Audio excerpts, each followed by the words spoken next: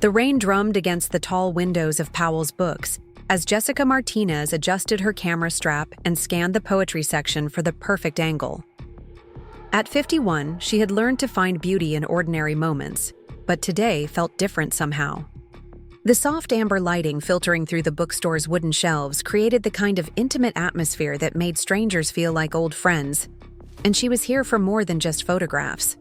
Before we jump back in, tell us where you're tuning in from, and if this story touches you, make sure you're subscribed, because tomorrow, I've saved something extra special for you. Jess had been documenting Portland's independent bookstore culture for a freelance assignment, but truthfully, she came to Powell's because it was the one place in the city where she could disappear into someone else's story when her own felt too complicated to navigate. 3 years post-divorce, she was still learning how to be alone without feeling lonely, still figuring out what it meant to be a single woman in her 50s in a world that seemed designed for couples and 20-somethings. She moved quietly, through the aisles, her practiced eye catching the way afternoon light played across worn book spines and the concentrated faces of readers lost in their chosen worlds. Her camera clicked softly as she captured an elderly man reading to his granddaughter, a college student buried so deep in philosophy that he hadn't noticed his coffee growing cold, and a young woman sketching something in the margins of a poetry book. That's when she first noticed him. He was sitting at one of the small tables in the coffee section, laptop open, completely absorbed in whatever he was working on. Dark hair that looked like he'd run his hands through it more than once, the kind of focused expression that suggested he was solving problems rather than just passing time. Jess estimated he was maybe 30, give or take a few years, wearing a flannel shirt that looked genuinely lived in rather than hipster-purchased. There was something authentic about him that stood out in a city where everyone seemed to be performing a carefully curated version of themselves. She lifted her camera instinctively, then hesitated. She had a strict policy about photographing people without permission, especially in intimate spaces like this. But the way the light caught his profile, the casual intensity of his concentration, the stack of books beside his laptop, all of it told a story she wanted to capture. Instead, she found herself walking over. "Excuse me," she said softly, not wanting to startle him. "I'm working on a photography project about Portland's reading culture. Would you mind if I took a photo? You won't be identifiable, just the general scene." He looked up, and she was struck by how genuinely surprised he seemed, as if he'd forgotten other people existed. His eyes were warm brown, the kind that crinkled slightly at the corners when he smiled, which he did immediately.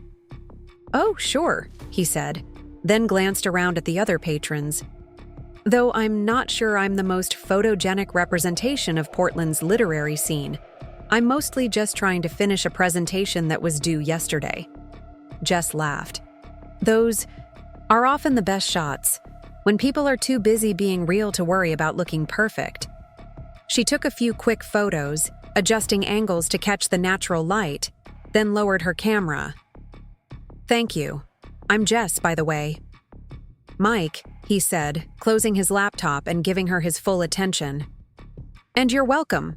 Are you a professional photographer?" "Freelance," she replied, settling into the chair across from him without really thinking about it. "I do everything from wedding photography to commercial work to personal projects like this one. Whatever pays the bills and keeps me interested." Mike nodded appreciatively. "That sounds like the dream, honestly.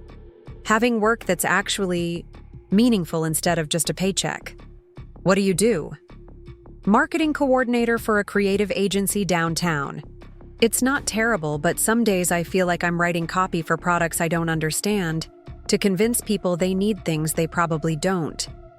There was a self-awareness in his tone that Jess found refreshing. So many people his age seemed either completely confident in their life choices or utterly lost. But Mike seemed to occupy that thoughtful middle ground of someone who was questioning the right things. "Ah, the eternal millennial dilemma," she said with a smile. "Find your passion or pay your student loans?" "Exactly," He laughed. Though I have to say, talking to someone who actually followed the passion route is inspiring. How long have you been doing photography? Jess paused, doing the mental math in a way that always made her slightly uncomfortable. About 15 years professionally. I actually started later in life, after my daughter was born. Before that, I was in corporate communications, living someone else's idea of what success looked like. She didn't mention that the someone else had been her ex-husband, David, who had very specific ideas about appropriate careers for wives and mothers. That was a level of personal history she wasn't ready to share with a stranger, no matter how easy he was to talk to. That's amazing, Mike said, and she could tell he meant it. It takes real courage to completely change direction like that. I've been thinking about doing something similar, but the practical side of my brain keeps winning out over the adventurous side. How old are you? Jess asked, then immediately felt self-conscious about the question. Sorry, I don't mean to be nosy. It's just that you have time to figure it out. I was 36 when I made the switch, and I felt ancient. 28, Mike replied. And honestly, some days I feel like I'm running out of time to make major life changes. Like there's this invisible deadline for getting your act together, and I'm falling behind. Jess couldn't help but laugh. 28 and worried about running out of time? Oh, honey, you have no idea how much life is still ahead of you. The word honey slipped out before she could stop it, and she felt a brief flush of embarrassment. She sounded like someone's aunt, which was probably exactly how he saw her. But Mike didn't seem bothered by it. If anything, his smile got warmer. I like your perspective, he said. Maybe I need to hang around more people who've actually lived through multiple decades of figuring things out. They talked for another hour, the conversation flowing with the kind of ease that usually took weeks to develop. Mike told her about his basketball league, his attempts to learn guitar, his ongoing battle with his mother's expectations that he settle down and provide grandchildren. Jess found herself sharing stories about her photography, her daughter Sophia's, college preparation stress, her recent decision to adopt a rescue dog who turned out to be far more neurotic than advertised. The rain outside intensified, creating a cozy bubble around their small table. Other patrons came and went, but Jess felt suspended in time, genuinely enjoying herself in a way that had become rare. Mike was funny without trying too hard, curious about her work without being condescending, and refreshingly honest about his own uncertainties. When her phone buzzed with a text from Sophia asking about dinner plans, Jess realized how late it had gotten. I should probably head home, she said reluctantly, gathering her camera equipment. My daughter will start sending search parties, if I'm too late. Of course, Mike said, but she could hear the disappointment in his voice. This was really nice. I mean, talking to you, getting your perspective on things. He stood to help her with her camera bag, and Jess was struck again by how genuinely kind he seemed. It had been so long since she'd had a conversation with a man that felt this natural, this free of agenda or calculation. You know, Mike said as they walked toward the exit, this might sound forward, but would you maybe want to get coffee sometime? Not here, I mean, somewhere we could actually plan to meet instead of accidentally running into each other. Jess felt something flutter in her chest, a sensation she'd almost forgotten existed. It was followed immediately by a cold splash of reality. He was asking her out. This sweet, attractive 28-year-old was asking her.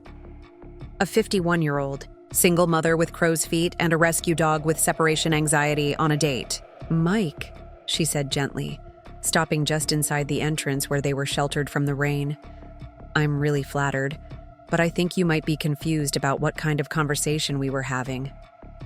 His expression shifted, confusion replacing the hopeful smile. What do you mean? I'm not 28, she said, trying to keep her tone light. I'm not even 38. Preparing and narrating this story took us a lot of time, so if you are enjoying it, subscribe to our channel. It means a lot to us. Now back to the story. I'm 51 years old. I have a 17-year-old daughter who's applying to colleges. I was probably in graduate school when you were learning to read." Mike blinked, processing this information. Then, to her complete surprise, he smiled again. "I know how old you are," he said quietly. "You told me earlier, remember?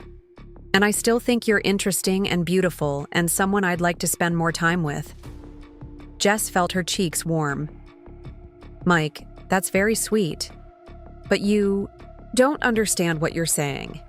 The age difference isn't just a number. It's two completely different life stages. I've been married, divorced, raised a child. You're just figuring out what you want to do with your career." "So?"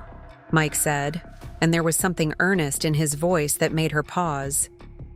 "Maybe I could learn something from someone who's actually lived through those experiences. Maybe you could remember what it felt like to be figuring things out." Jess shook her head, but she was smiling despite herself. "You have no idea what you're suggesting." "Then explain it to me," Mike said. "Over coffee, or dinner, or whatever would make you comfortable."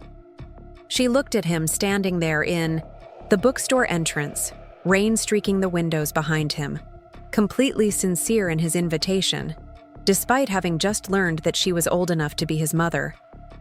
Well, if she'd been a teenage mother anyway. The sensible part of her brain was already composing the gentle rejection. She would thank him for the lovely conversation, wish him well, and file this away as a sweet story to tell Sophia someday about the young man who briefly made her feel interesting again. But another part of her, a part that had been dormant for so long she'd almost forgotten it existed, was curious. What would it be like to have dinner with someone who looked at her the way Mike was looking at her right now? Someone who seemed genuinely interested in her thoughts, her experiences, her perspective on the world? "This is probably a terrible idea," she heard herself saying. Mike's face lit up. "I'm pretty good with terrible ideas. They tend to lead to the best stories." Jess laughed, surprising herself. "All right, coffee, but somewhere public, and you're paying. Because if I'm going to be accused of robbing the cradle, I'm at least going to get something out of it." "Deal," Mike said immediately. "Tomorrow? There's this place called Stumptown on Division that supposedly has the best coffee in Portland." "I know Stumptown," Jess said dryly. "I've lived here for 20 years, remember?" "Right," Mike said, looking slightly embarrassed. "Of course you do. I'm still getting used to the idea that you're not actually my peer." "That's exactly what I'm talking about," Jess said, but her tone was amused rather than irritated. "This is going to be interesting." As she walked to her car, rain misting her hair and camera bag secure over her shoulder, Jess found herself thinking about Mike's words. Maybe you could remember what it felt like to be figuring things out. The truth was, at 51, she was still figuring plenty of things out. How to be alone without being lonely. How to parent a teenager who was about to leave for college. How to build a photography business that could support her without David's alimony. How to imagine a future that looked different from everything she'd planned. Maybe Mike was right. Maybe they both had something to learn from each other. Her phone buzzed with a text from an unknown number. "Looking forward to tomorrow. And thanks for not running away when I said I was 28. Mike." Jess stared at the message for a long moment, then typed back, "Looking forward to it too. Fair warning though, I'm going to order the most expensive thing on the menu." His response came immediately. "I'd be disappointed if you didn't." Sitting in her car in the Powell's parking lot, watching the rain create rivers down her windshield, Jess realized she was smiling. For the first time in months, maybe years, she was actually looking forward to something that wasn't related to Sophia's future, or her work, or the careful management of her post-divorce life. It was probably a terrible idea. It was definitely complicated. But as she drove home through the familiar streets of Southeast Portland, Jess found herself wondering what Mike Chen was thinking about as he finished his overdue presentation, and whether he was as nervous about tomorrow as she was. Jessica stared at her reflection in the bathroom mirror the next morning, wondering what exactly she was doing. The woman looking back at her had laugh lines around her eyes, silver threads weaving through her dark hair, and the kind of confidence that only came from surviving your 40s. She was not someone who went on coffee dates with men young enough to remember when dial-up internet was cutting-edge technology. Yet here she was, standing in front of her closet like a teenager, trying to decode the mysterious language of appropriate first-date attire. Too dressy, and she'd look like she was trying too hard. Too casual, and she'd look like someone's frumpy aunt. She settled on dark jeans, a soft burgundy sweater that Sophia had complimented, and her favorite leather jacket. Professional, but approachable. Age-appropriate, but not matronly. The drive to Stumptown gave her plenty of time to second-guess her decision. What would they even talk about? Yesterday's conversation had flowed naturally, but that was accidental, unplanned. This felt loaded with expectation and the potential for awkwardness. By the time she found parking on Division Street, Jessica had convinced herself that Mike would probably take one look at her in daylight and remember he had somewhere else to be. He was already there when she walked in, sitting at a corner table with 2 steaming cups in front of him. He'd beaten her to the ordering, which somehow felt both thoughtful and presumptuous. When he saw her, his face lit up with the same genuine smile from yesterday, and Jessica felt some of her nervous energy dissolve. "I hope you don't mind," Mike said, standing to pull out her chair. "I got here early and figured I'd save us both the line. I ordered you a cappuccino, but if you prefer something else, I can get it changed." "Cappuccino's perfect," Jessica said, touched by the gesture, even as she mentally noted the old-fashioned courtesy of him standing when she approached. "Thank you." They settled into their seats, and for a moment, Jessica felt the full weight of what they were doing. In the bright morning light of the coffee shop, surrounded by other Portland residents starting their days, the age difference felt more pronounced. Mike looked younger somehow, fresher, like someone who still believed the world would arrange itself according to his plans. Jessica felt every one of her 51 years. "So," Mike said, wrapping his hands around his coffee cup, "I have a confession. I may have spent some time last night Googling freelance photography in Portland." Jessica raised an eyebrow.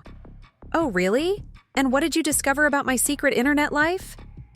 "That you're actually pretty well known," Mike said with genuine admiration.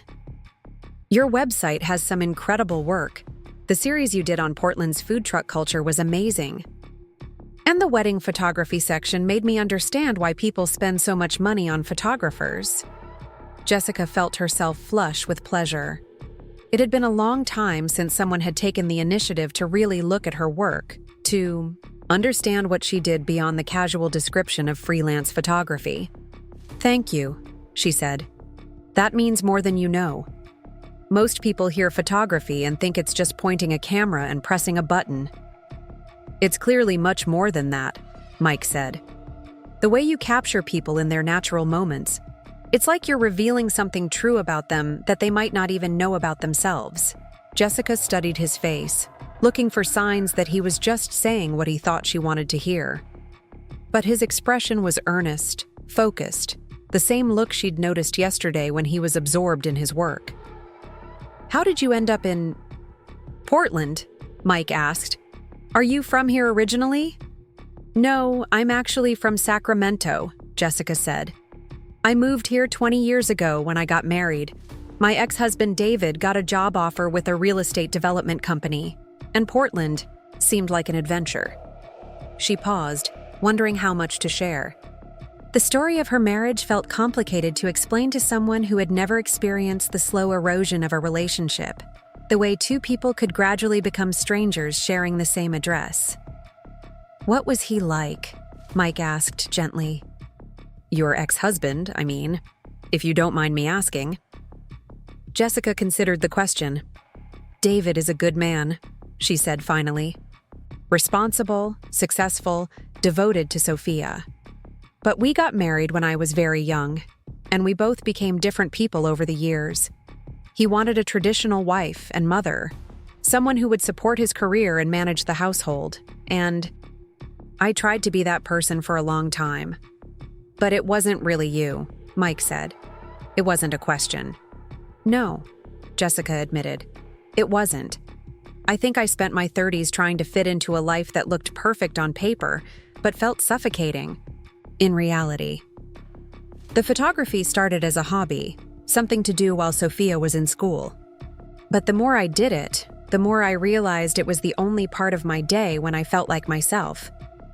Mike nodded thoughtfully. That must have been scary, realizing you wanted something different after building a whole life around one path. Terrifying, Jessica said, especially with a child. You start questioning everything. Am I being selfish? Am I destroying my family for some creative whim? Will I be able to support myself? Can I really start over at 48? But you did it anyway. Eventually. The divorce was David's idea, actually. He said I'd become someone he didn't recognize, and he wasn't wrong. I had changed. I'd become someone who wanted more than being an accessory to someone else's ambitions. Mike was quiet for a moment, processing this. Then he said, I can't imagine having that much courage, starting over when you have so much to lose. Jessica laughed, but not unkindly. You're 28. You can start over every Tuesday if you want to. I had a mortgage, a teenager, and no idea if anyone would actually pay me to take pictures. But you figured it out. I'm still figuring it out, Jessica corrected. Every day. That's the thing about reinventing yourself in middle age. There's no roadmap. Their conversation was interrupted by Jessica's phone buzzing with a text from Sophia. Mom, where are you? Need to talk about college application essay. Jessica glanced at the message, then at Mike. Sorry, my daughter needs help with college applications. The joys of parenting a high school senior. What's she applying for? Mike asked. Art programs mostly. She wants to study graphic design and digital media. She's incredibly talented, but she's also 17 and convinced that every decision will determine the rest of her life. Mike smiled. I remember that feeling. Everything seemed so permanent when I was her age. Exactly, and here I am at 51, still making major life changes.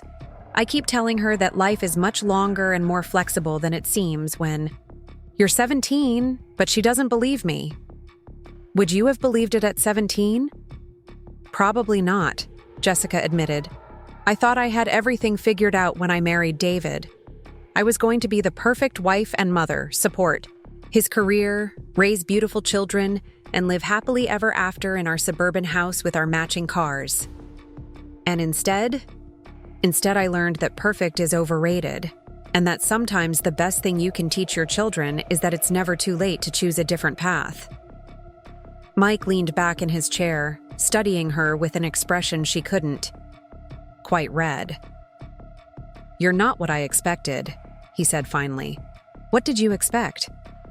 I don't know. Someone more. Settled, I guess. You talk about your life like it's still happening, still in progress.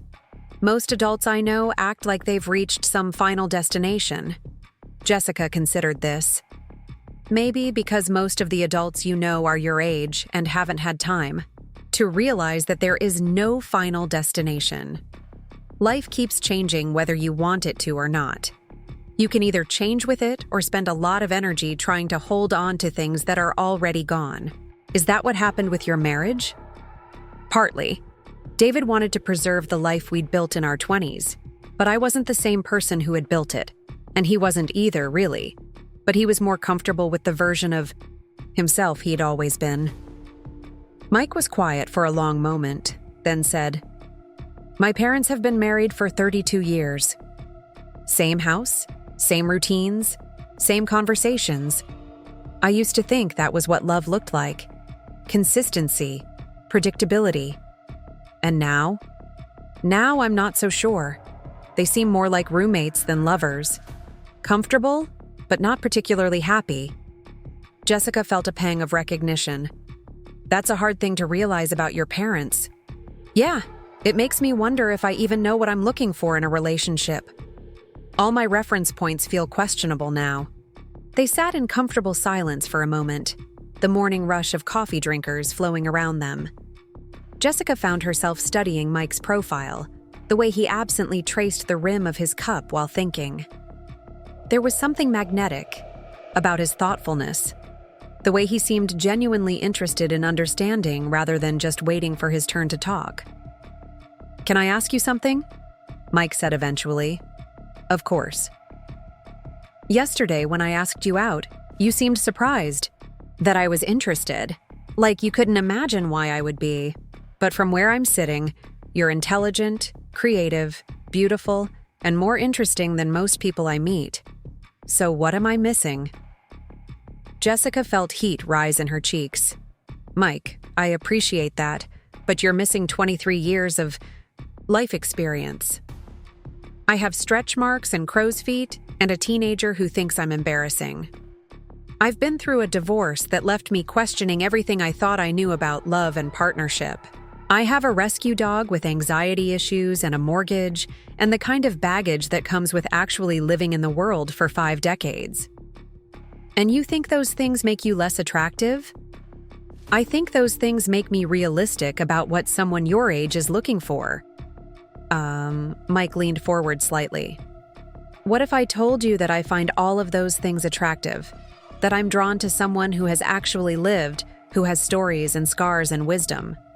What if I said that most of the women I've dated seem like they're still figuring out who they are, and there's something compelling about someone who knows herself?"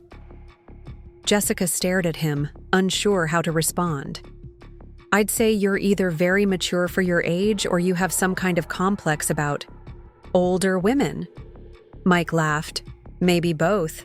Or maybe I just know what I'm attracted to, even if it doesn't fit the conventional pattern." "The conventional pattern exists for a reason," Jessica said gently. "Age gaps aren't just about numbers. They're about life stages, shared references, compatible goals. What happens when you want to start a family and I'm thinking about becoming a grandmother? What happens if we connect on every other level and let society's expectations dictate our choices?" Jessica didn't have an immediate answer for that. The logical part of her brain was listing all the reasons this was complicated, potentially messy, probably doomed. But another part of her, a part that had been dormant since her divorce, was responding to the way Mike looked at her. The way he listened when she talked, the way he seemed genuinely interested in her thoughts and experiences. "This is crazy," she said finally. "Probably," Mike agreed. "But so is passing up something potentially wonderful because it doesn't fit the standard template."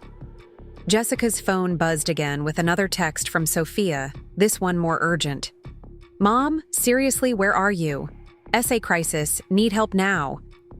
"I really do need to go," Jessica said, standing and gathering her purse. "My daughter is in full college application panic mode, and if I don't intervene, she'll convince herself that her entire future depends on one essay about overcoming adversity." Mike stood as well. "Of course. I hope it goes well." They walked outside together, the Portland morning crisp and bright around them. Jessica felt the familiar weight of returning to her real life, the life where she was a single mother with responsibilities and practical concerns, and a 17-year-old who needed her. "Jessica," Mike said as they reached her car, "I had a really good time, both yesterday and today." "So did I," she admitted. "Would you maybe want to do it again? And before you list all the reasons why it's complicated, just think about whether you enjoyed yourself. Whether you felt like yourself when we were talking." Jessica looked at him standing there in the morning light, hands shoved in his jacket pockets. Expression hopeful, but trying not to seem too eager. He was right about one thing. She had felt like herself. More than that, she'd felt interesting. Attractive, worth listening to. It had been a long time since a man had made her feel that way. "I'll think about it," she said finally. "That's all I can ask for." As Jessica drove home, Sophia's increasingly frantic texts lighting up her phone. She found herself replaying the conversation. Mike's questions, his perspective on her life and choices, the way he seemed to see her divorce and career change as evidence of courage rather than failure. It was a refreshing change from the way most people her age talked about major life transitions, as if they were symptoms of some midlife crisis rather than natural evolution. But the practical concerns remained. What would Sophia think? What would her sister Amanda say? How would she even begin to explain this to her friends? And beyond the social complications, what did she really want? Was she attracted to Mike himself? Or just to the way he made her feel? Was this about genuine connection, or was she just flattered by the attention of a younger man? By the time she pulled into her driveway, Jessica had more questions than answers. But as she walked up to her front door, she realized she was still smiling. Whatever this was with Mike, it had reminded her of something she'd almost forgotten.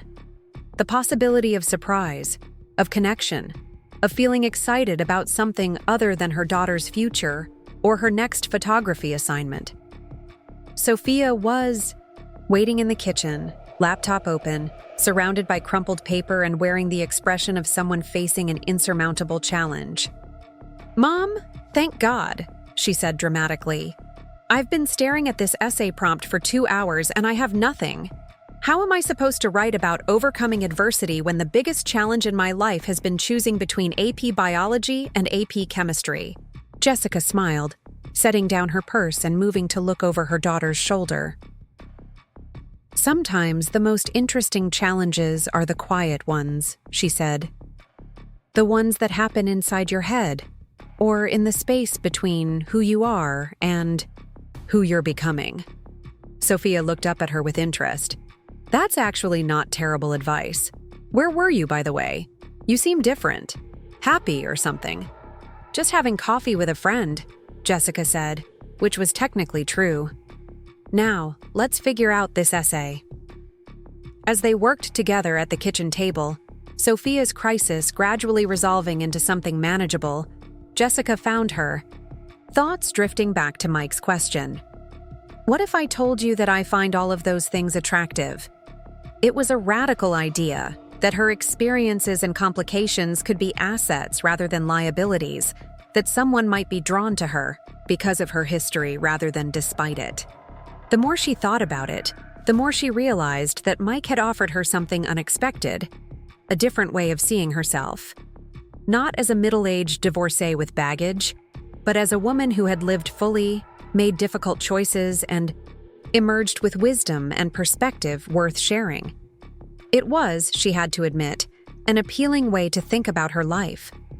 3 weeks passed before Jessica saw Mike again, and it wasn't by choice. She had spent those weeks convincing herself that their coffee date was a pleasant anomaly, something to file away as a flattering memory rather than the beginning of anything more complicated.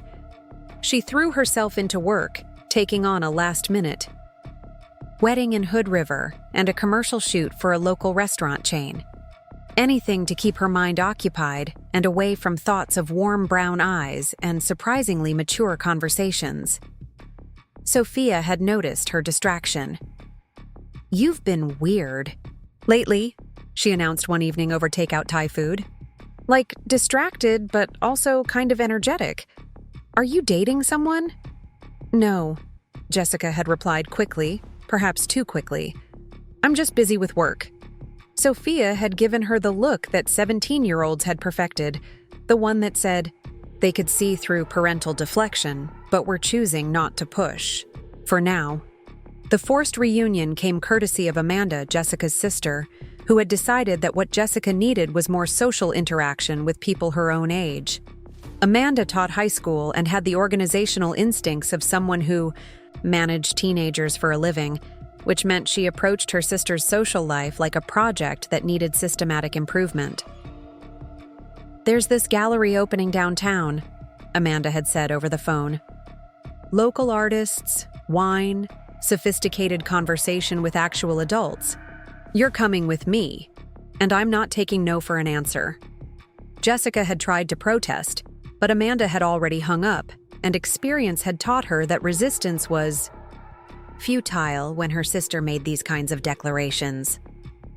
So, on a Friday evening, she found herself standing in the Pearl District's newest art space, glass of mediocre wine in hand, making polite conversation about color theory and artistic vision with Portland's amateur art appreciation crowd. The gallery was featuring emerging local artists, and Jessica had to admit that some of the work was genuinely impressive. She was studying a particularly striking series of urban landscape photographs when a familiar voice behind her said, "I didn't expect to see you here." Jessica turned to find Mike standing a few feet away, looking slightly surprised but pleased. He was wearing dark jeans and a button-down shirt that made him look older, more sophisticated than she remembered. For a moment, she felt that same flutter of attraction she'd experienced at the coffee shop, followed immediately by a spike of anxiety. "Mike," she said, hoping her voice sounded more casual than she felt. "What brings you to a gallery opening?" "My coworker Emma is friends with one of the artists," he replied, gesturing toward a woman with short blonde hair who was deep in conversation with someone near a sculpture installation. "She convinced a few of us from work to come show support. Cultural enrichment, she called it." Jessica nodded, acutely aware that they were now making small talk like polite acquaintances, rather than two people who had shared an unexpectedly intimate conversation over coffee. The distance felt strange and artificial, but she wasn't sure how to bridge it in this public setting. "The photography series is really good," Mike continued, turning back toward the wall Jessica had been examining. "The way the artist captures the contrast between urban development and natural beauty reminds me of your work, actually." "Thank you," Jessica said, surprised that he would make the connection. "Though this photographer has a much more dramatic style than I do. More willing to manipulate light and shadow for emotional impact." "Is that something you'd want to explore? More dramatic work, I mean." Before Jessica could answer, Amanda appeared at her elbow with the kind of timing that suggested she'd been watching from across the room. "Jess, there you are?" Amanda said with a bright smile that Jessica recognized as her meeting new people voice. "I was wondering where you'd disappeared to." "Amanda, this is Mike," Jessica said reluctantly. "Mike, my sister Amanda." Amanda's eyebrows rose almost imperceptibly as she took in Mike's age, but her smile never wavered. "Nice to meet you. Mike, are you an artist?" "No, just here supporting a friend," Mike replied easily. "Your sister and I met at Powell's a few weeks ago. She was working on a photography project." "Ah," Amanda said, and Jessica could practically see the wheels turning in her sister's head. Jess didn't mention meeting anyone interesting at Powell's. The conversation was interrupted by Emma, Mike's co-worker, joining their small circle, with the kind of enthusiasm that suggested she'd had more wine than strictly necessary for gallery appreciation. "Mike, there you are," Emma said, slipping her arm through his in a gesture that struck Jessica as possessive. "I've been looking everywhere for you. Sarah wants to introduce you to some people from the Arts Council." Emma was younger than Jessica, by at least a decade, with the kind of effortless style that came from shopping at stores Jessica had never heard of and caring about trends Jessica had stopped following. She was exactly the kind of woman Mike should be with, Jessica thought, someone age-appropriate and uncomplicated. "Emma, meet Jessica and Amanda," Mike said politely. "Jessica is a photographer. We were just discussing artistic style and dramatic lighting."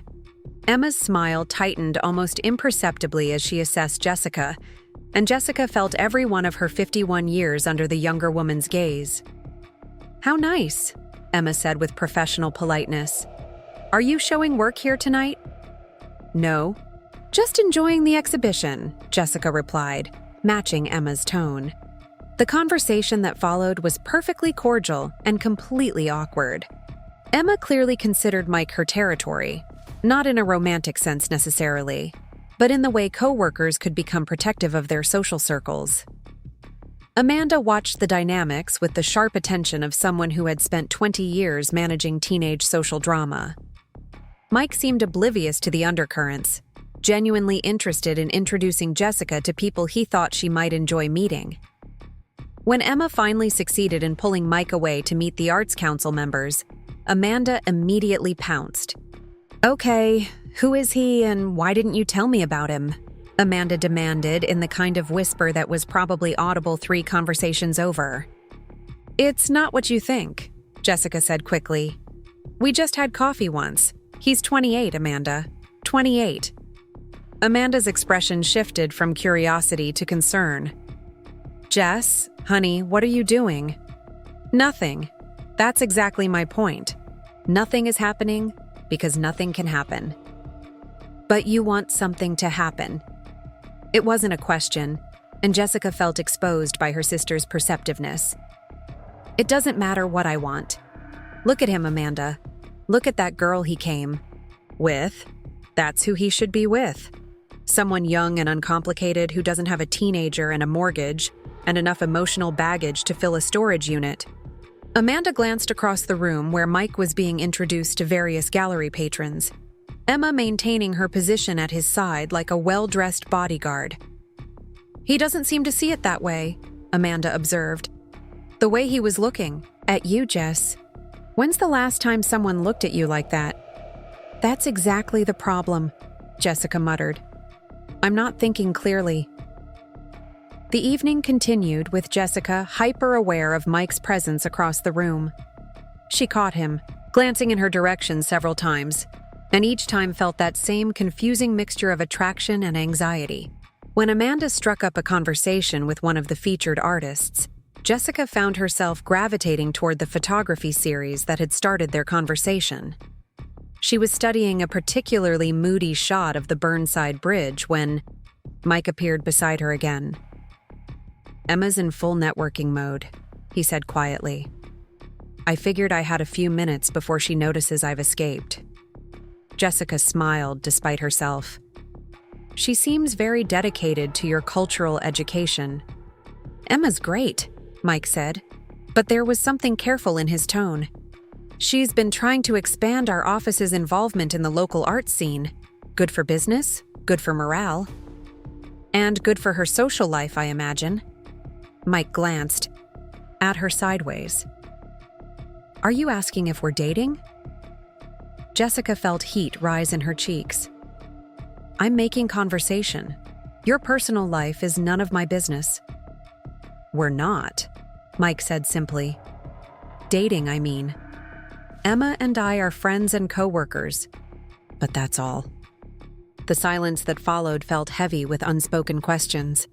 Jessica found herself studying the photograph in front of her with unnecessary intensity, hyper-aware of Mike's proximity and the way his presence affected her equilibrium. "I've been thinking about our coffee conversation," Mike said eventually. "Have you?" "About what you said regarding starting over, making major life changes. I handed in my notice at work this week." Jessica turned to look at him fully for the first time since he'd rejoined her. "You quit your job?" "I gave them 6 weeks' notice," Mike clarified. "I'm starting a freelance consulting business, marketing strategy for small businesses and nonprofits, the kind of work that actually means something." "Mike, that's a huge step. Are you sure you're ready for that kind of uncertainty?" "No," he admitted with a laugh. "But I realized that our conversation made me see how much I was settling. Playing it safe because it seemed like what I was supposed to do. You took a much bigger risk when you left your marriage and started over professionally. If you could do that with a child to support, I can figure out freelance marketing."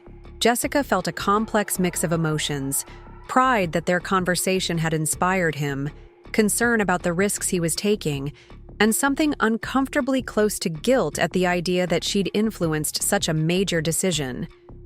"What did your parents say?" she asked. "My mom thinks I've lost my mind," Mike said cheerfully. "My dad just asked if I'd thought it through financially, which is his way of saying the same thing. But they'll come around, especially when they see that I'm happier." "And are you happier?" Mike considered this. "I'm scared," he said honestly. "But it's a good kind of scared. The the kind that means you're growing instead of just existing. Before Jessica could respond, Emma reappeared with the determined expression of someone who had completed her social objectives and was ready to collect her people.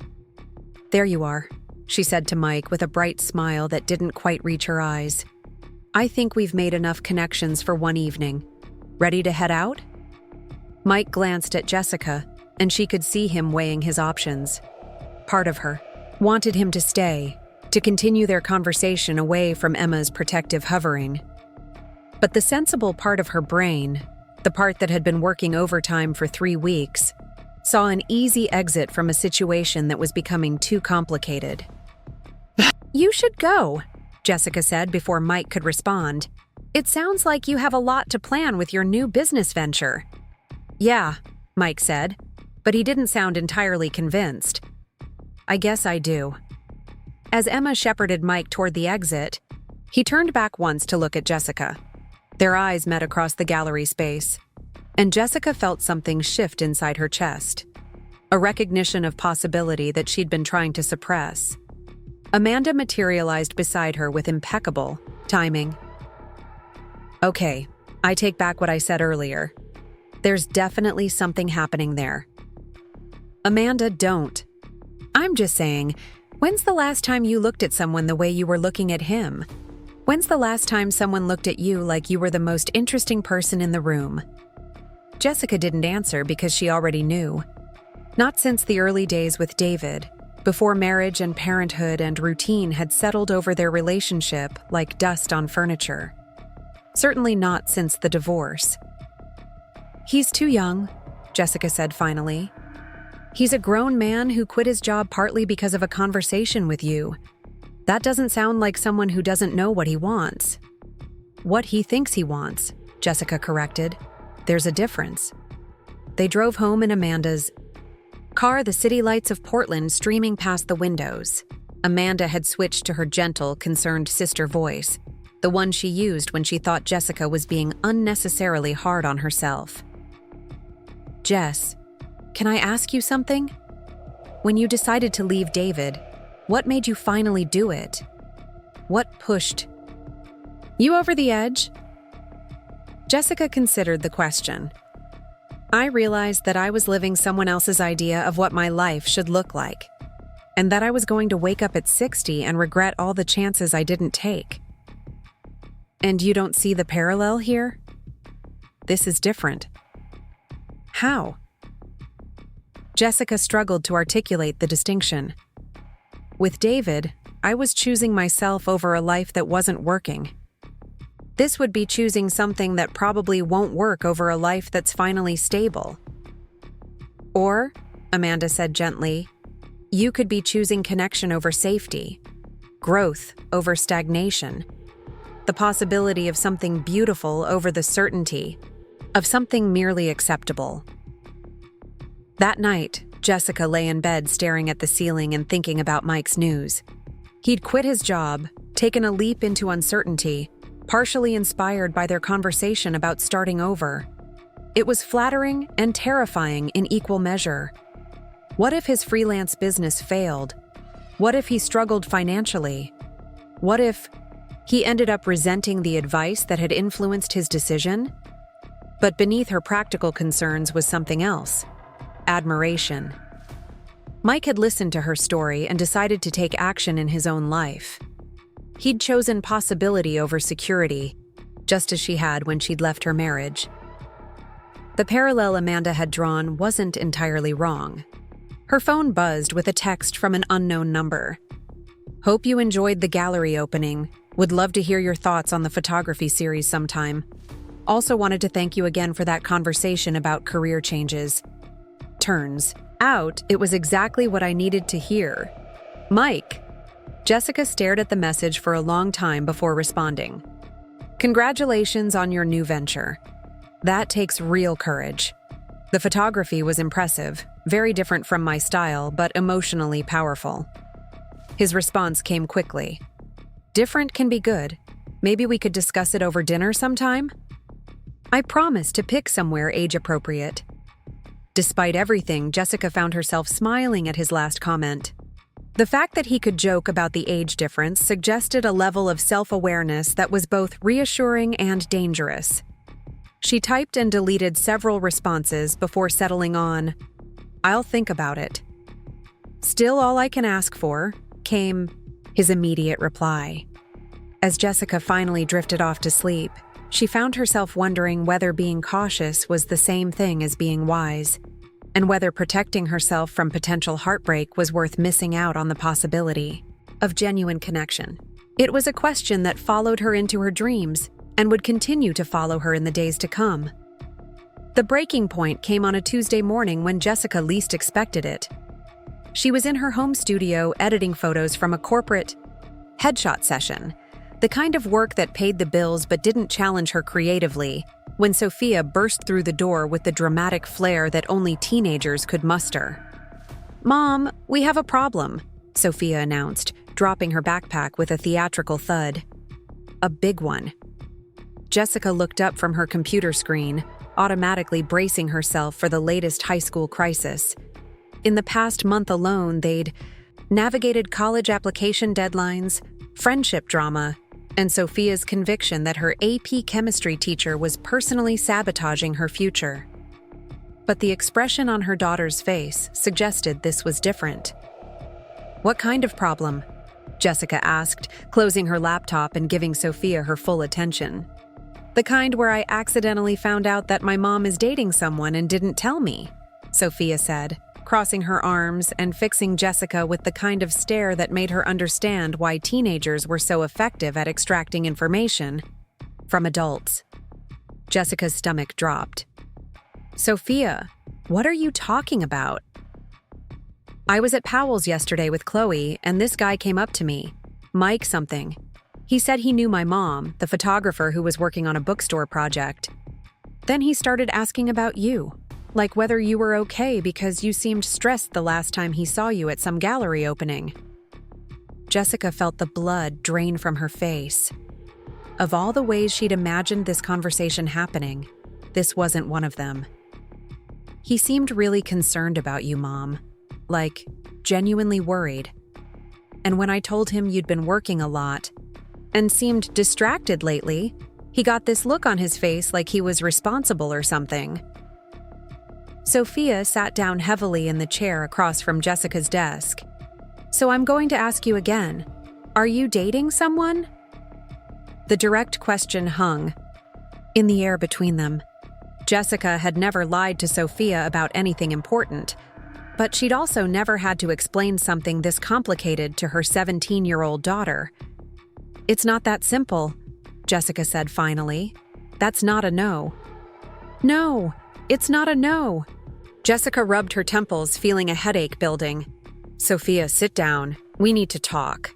For the next 20 minutes, Jessica found herself explaining her relationship with Mike to someone whose primary experience with romance came from Netflix series and the dramatic relationships of her high school peers. She tried to be honest, without being inappropriate, clear without being defensive. Sophia listened with the kind of focused attention she usually reserved for explaining why she needed extended curfew or additional spending money. When Jessica finished, her daughter was quiet for a long moment. "So let me get this straight," Sophia said finally. "You met this guy at a bookstore, had coffee with him, ran into him at a gallery, and now you're both pretending nothing happened even though you obviously like each other? It's more complicated than that. Because he's younger than you. 23 years younger, Sophia. He's closer to your age than mine."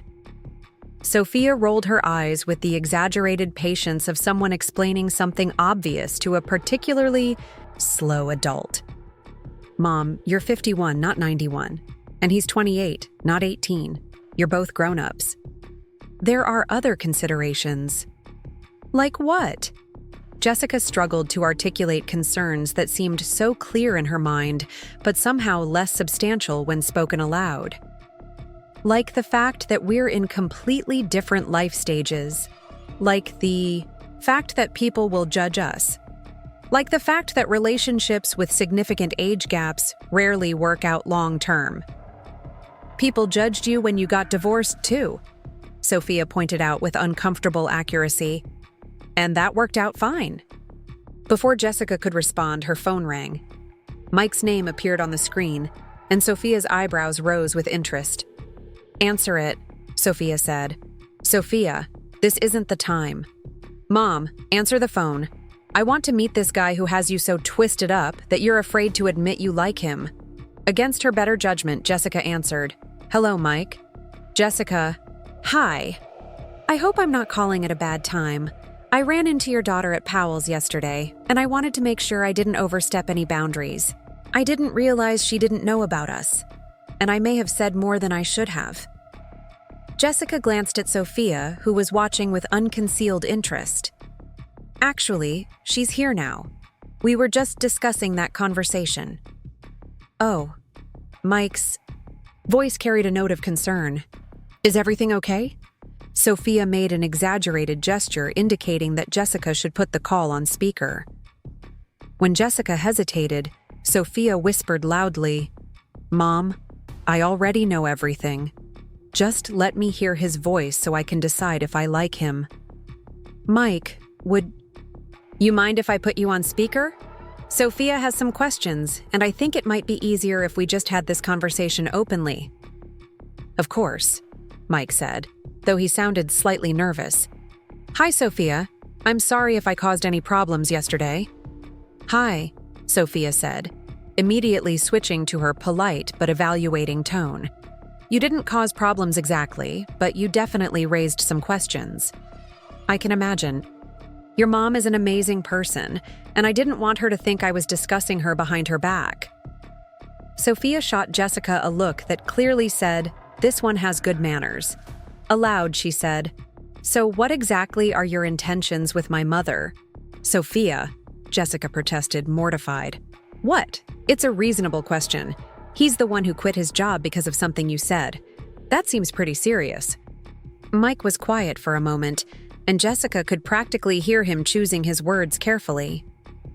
"Your mom challenged me to think about what I really wanted from my life, instead of just accepting what seemed safe or expected. She inspired me to take risks worth taking, and spending time with her makes me want to be a better version of myself." Sophia nodded approvingly. "That's a good answer. Mom, what's your response to that?" Jessica felt trapped between her daughter's direct questioning and Mike's sincere answer. "Sophia, this isn't an interview." "Actually, I think it kind of is," Sophia said matter-of-factly. "You've been moping around for weeks because you like someone, but you're too scared to do anything about it. And he seems like he's been worried about you. So maybe we should just address the situation directly." "Listen," Mike said, his voice gentle but clear through the phone speaker. "I know this is complicated. I know there are good reasons to be cautious. But Jessica, I also know that what we have doesn't happen often, at least not for me." Jessica felt her carefully constructed defenses beginning to crumble. "Mike, you don't understand what you're saying. Then explain it to me. Help me understand why we should walk away from something that feels this right just because it doesn't fit conventional expectations." Sophia was watching this exchange like it was the most interesting television show she'd ever seen. When Jessica hesitated, her daughter jumped in. "Can I ask you something, Mike? What do your friends think about you being interested in someone my mom's age?" "Some of them think I'm crazy," Mike admitted. "But the ones whose opinions I actually value think I'm lucky to have met someone who challenges me intellectually and emotionally." "And your parents?" "They don't know yet," Mike said honestly. "But they're going to meet her eventually if she'll let them." Sophia turned to Jessica with an expression of teenage exasperation. "Mom, he wants to introduce you to his parents. That's not someone who's confused about what he wants." Before Jessica could respond, her phone buzzed with a text from Amanda. "Emergency family dinner tonight. David's here, needs to discuss Sophia's college funding. 6 p.m., my house. Non-negotiable." Jessica's stomach clenched. David rarely made unscheduled appearances, and when he did, it usually meant complications. The last thing she needed was to deal with her ex-husband while her emotional life was already in chaos. "I have to go," Jessica said into the phone. "Family situation." "Is everything okay?" Mike asked, genuine concern in his voice. "My ex-husband is in town unexpectedly. We need to discuss college finances for Sophia." The silence that followed was loaded with unspoken questions. Jessica realized that this was exactly the kind of situation that highlighted the complications of their potential relationship. Mike was 28 and probably hadn't thought seriously about college tuition costs or co-parenting dynamics with ex-spouses. "I hope it goes well," Mike said finally. "And Jessica, whatever you decide about us, I want you to know that knowing you has been one of the best things that's happened to me this year." After they hung up, Sophia sat back in her chair and studied her mother with the kind of analytical expression that reminded Jessica uncomfortably of herself. "Mom, can I say something without you getting defensive?" "When have I ever gotten defensive?" Jessica asked, then caught herself. "Okay, go ahead. You're scared because you think caring about someone means giving up control over your life. But you already did the hard part when you left Dad and started over. This is just the next step." That evening at Amanda's house, Jessica found herself sitting across a dinner table from David for the first time in months.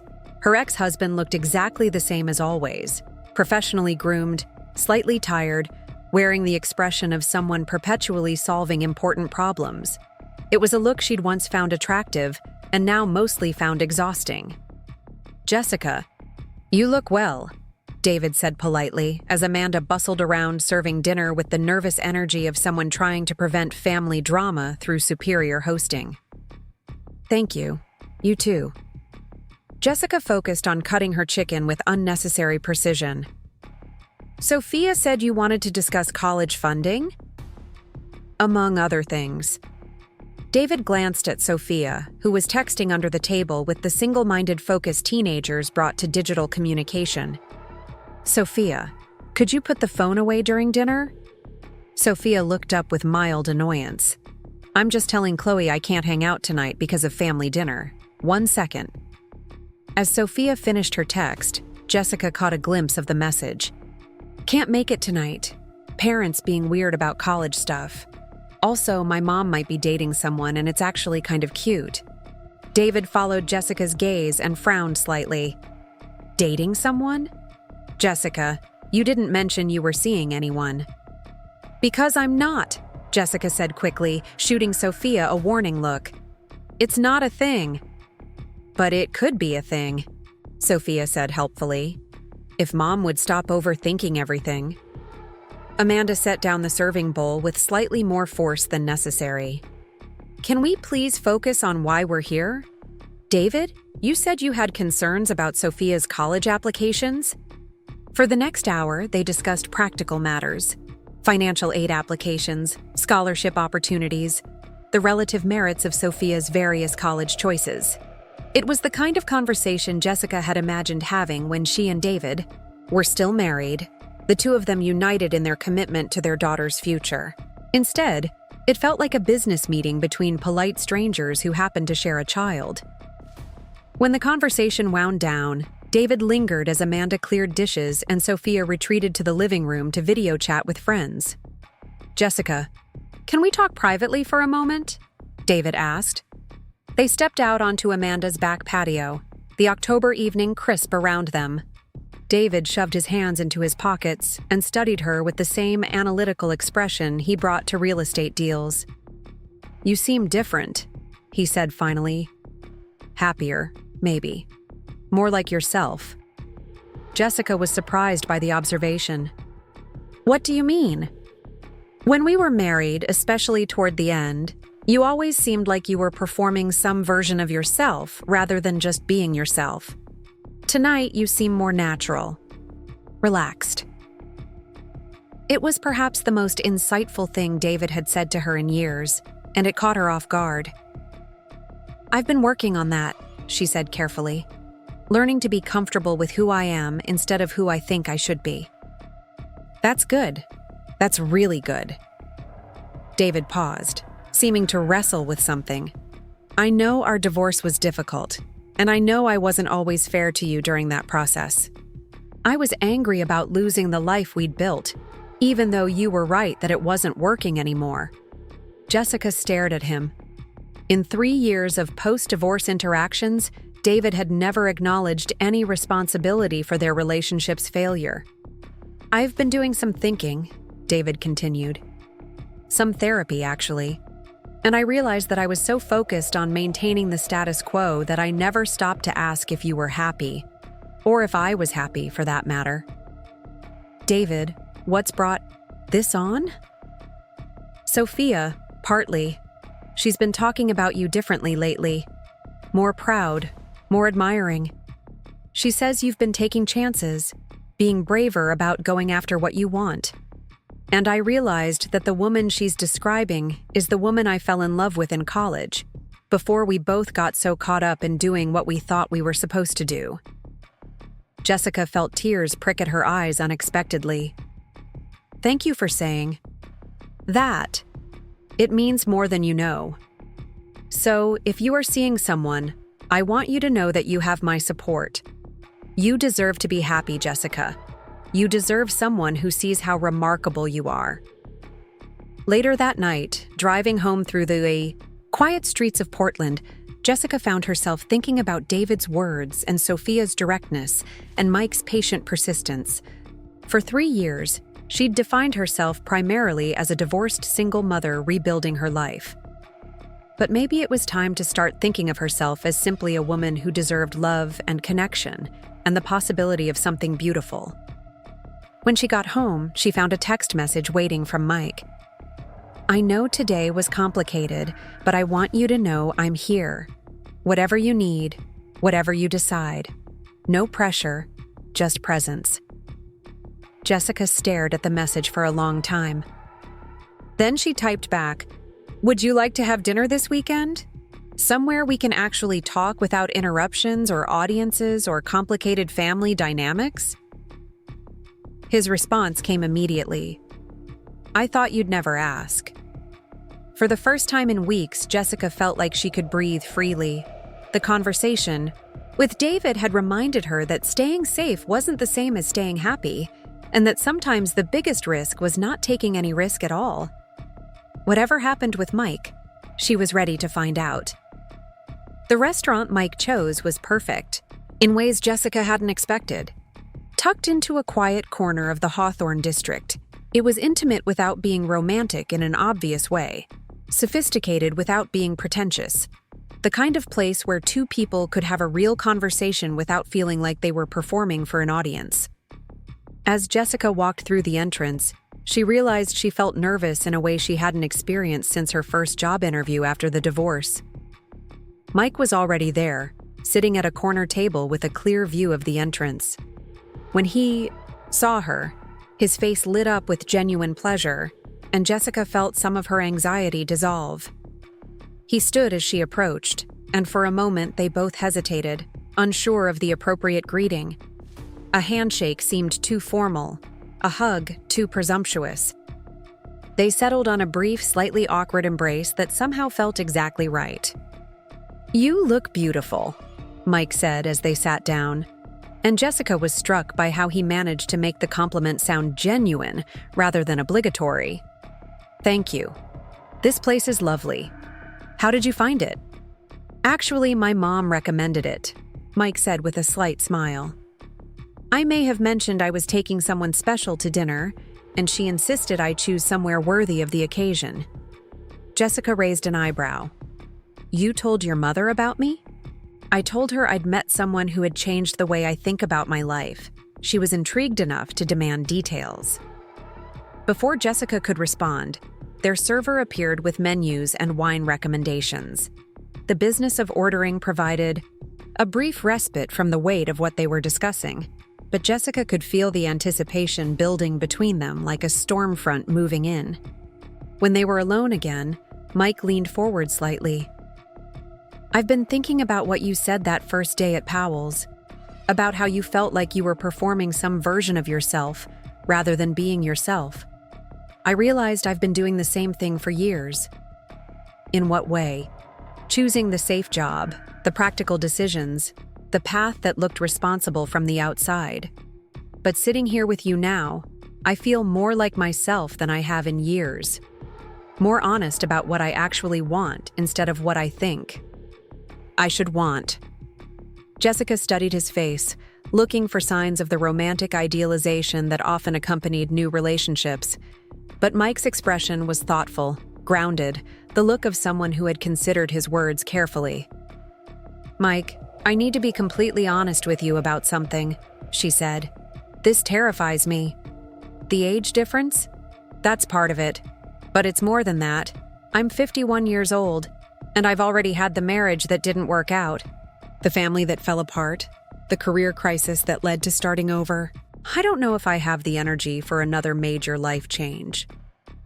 Mike was quiet for a moment, considering her words. What if it wasn't a major life change? What if it was just letting yourself be happy with someone who makes you laugh? Is that what this is? "I don't know yet," Mike said honestly, "but I'd like the chance to find out. With you." Their food arrived, providing another natural pause in the conversation. Jessica found herself watching Mike as he talked about his new consulting business, the clients he was hoping to attract, his plans for building something meaningful rather than just profitable. There was an enthusiasm in his voice that reminded her of her own excitement when she'd first started taking photography seriously. "Can I ask you something that might be uncomfortable?" Jessica said during a lull in the conversation. "Of course." "What do you see when you look at me? Really? See? I mean, not the polite answer you'd give at a dinner party." Mike set down his fork and gave her his full attention.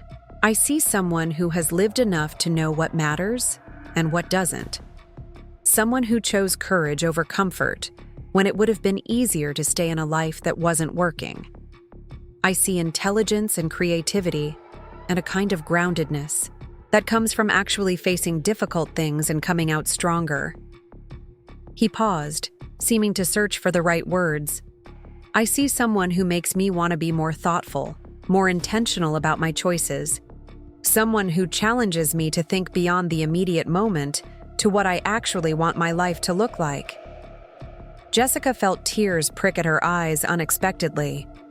That's not what most people see when they look at a 51-year-old divorced mother. Then most people aren't paying attention. The simple certainty in his voice undid something in Jessica's chest, some knot of self-protection she'd been carrying for years. She realized that she'd been so focused on all the reasons this couldn't work that she'd barely allowed herself to consider what it might feel like if it did. "I told Sophia about us," Jessica said. "About this dinner, I mean. She thinks I'm an idiot for hesitating." Mike smiled. "I like your daughter. She has your directness. She also has opinions about everything and no filter when expressing them. Fair warning." "Noted. What did she say about tonight?"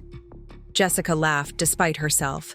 "She said, and I quote, that I needed to stop acting like I was ancient and start acting like a woman who deserves to be happy." Smart kid. She also wants to meet you properly. Apparently, a phone conversation isn't sufficient for her vetting process. "I'd be honored to meet her properly," Mike said. "Whenever you're ready for that."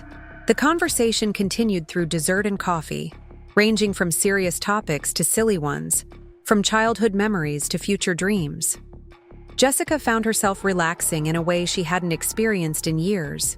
The constant background anxiety of single parenthood and career uncertainty fading into something manageable. When they finally left the restaurant, the Portland evening was crisp and clear, the kind of night that made the city feel magical rather than just practical. They walked slowly toward their cars, neither seeming eager for the evening to end. "Jessica," Mike said as they reached her car, "I know this is complicated. I know there are no guarantees. But I also know that I've never felt this way about anyone before, and I'm not ready to walk away just because it's not conventional."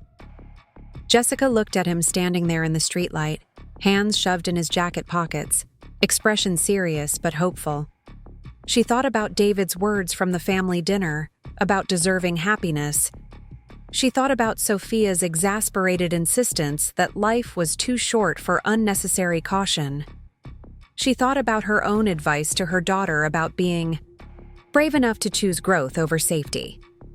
"What are you proposing exactly?" she asked. "I'm proposing that we stop overthinking this and see where it goes. I'm proposing that we give ourselves permission to be happy together, without worrying about what other people think or whether it fits some predetermined timeline.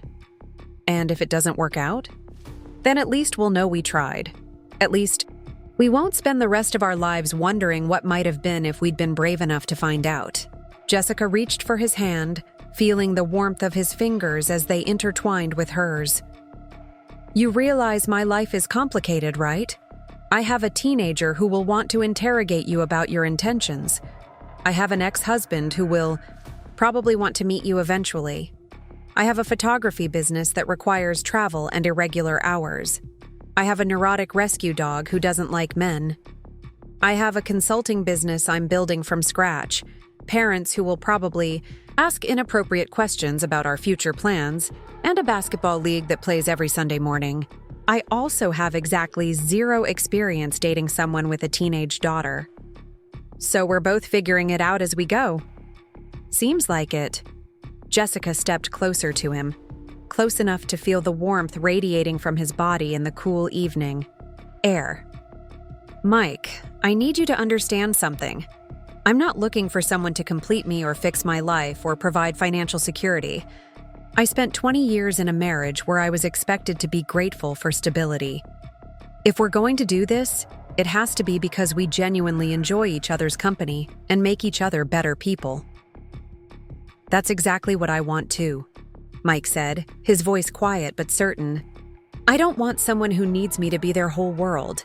I want someone who has her own world and chooses to share it with me." The kiss that followed was different from their first tentative attempts at physical connection. It was deliberate, unhurried, the kiss of 2 people who had talked through their fears and decided to choose each other anyway. When they broke apart, Jessica felt something settle into place inside her chest, a sense of rightness she hadn't experienced in years. 6 months later, Jessica was editing photos in her home studio when Mike appeared in the doorway with 2 cups of coffee and the expression of someone bearing interesting news. "Sophia got into her top choice school," he announced, setting one of the cups on her desk. "Full scholarship for the art program." Jessica looked up from her computer screen with delight. "She did? When did you hear?" "She called about 10 minutes ago. Apparently, she's been checking her email obsessively and wanted to share the news with both of us at the same time." The casual way Mike said "both of us," as if he'd naturally become part of the family unit that received Sophia's important news, made Jessica smile. The integration had happened gradually, organically, through Sunday morning breakfasts and help with college application essays, and long conversations about art and ambition and the complicated process of growing up. "She wants to celebrate at that Thai place she likes," Mike continued, "and she specifically requested that I bring my camera so we can document the occasion properly." Jessica laughed. "Since when do you have a camera?" "Since I decided I wanted to understand what you see when you look through a lens. I bought a starter DSLR last week.